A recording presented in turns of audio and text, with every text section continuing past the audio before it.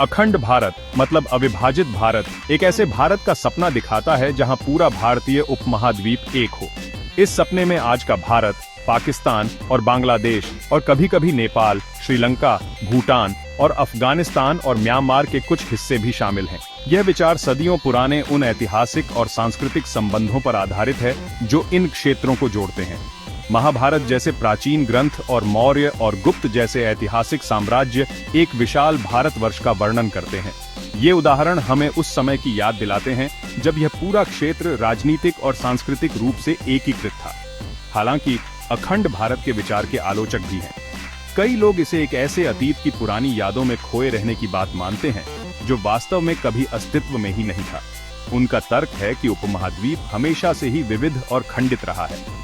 अखंड भारत को लेकर चल रही बहस के वास्तविक दुनिया पर भी प्रभाव है। ये इस बात को प्रभावित करता है कि लोग अपने इतिहास, पड़ोसियों और दुनिया में अपनी जगह को कैसे देखते हैं।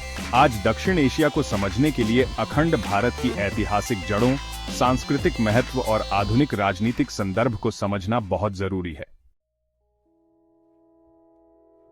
भारतीय उपमहाद्वीप ने कई साम्राज्यों का उत्थान और पतन देखा है।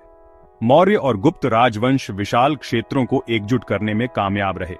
सम्राट अशोक के नेतृत्व में मौर्य साम्राज्य आज के अफगानिस्तान से लेकर बांग्लादेश तक फैला हुआ था। गुप्त साम्राज्य, जिसे भारत का स्वर्णिम युग माना जाता है, ने इस एकता को और मजबूत किया। एकता के इन दौरों के बावजूद उपमहाद्वीप अपनी अनूठी रीति रिवाजों, भाषाओं और शासन प्रणालियों के साथ विविध बना रहा। 8वीं शताब्दी में इस्लाम के आगमन ने और जटिलताएं पैदा कर दी। मुगल जैसे मुस्लिम शासकों ने इस क्षेत्र के एक बड़े हिस्से को एकजुट किया। 1947 में भारत के विभाजन की ओर ले जाने वाली घटनाओं को समझने के लिए यह ऐतिहासिक पृष्ठभूमि बहुत महत्वपूर्ण है। 1947 में ब्रिटिश भारत के विभाजन ने भारत और पाकिस्तान का निर्माण किया, जिसके साथ ही बड़े पैमाने पर लोगों का पलायन हुआ और सांप्रदायिक हिंसा भड़क उठी। मुस्लिम लीग द्वारा प्रतिपादित द्विराष्ट्र सिद्धांत ने तर्क दिया कि हिंदू और मुसलमान अलग अलग राष्ट्र हैं। विभाजन के कारण इतिहास में सबसे बड़े पलायनों में से एक हुआ, जिसमें लाखों लोग विस्थापित हुए और सैकड़ों हजारों लोग मारे गए।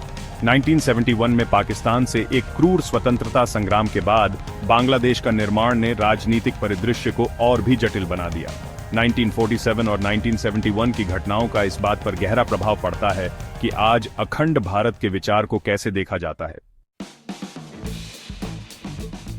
आधुनिक राजनीति में अखंड भारत राष्ट्रीय स्वयंसेवक संघ (RSS) जैसे हिंदू राष्ट्रवादी समूहों से जुड़ा हुआ है। आलोचकों का तर्क है कि यह पाकिस्तान और बांग्लादेश जैसे देशों की संप्रभुता की अवहेलना करता है।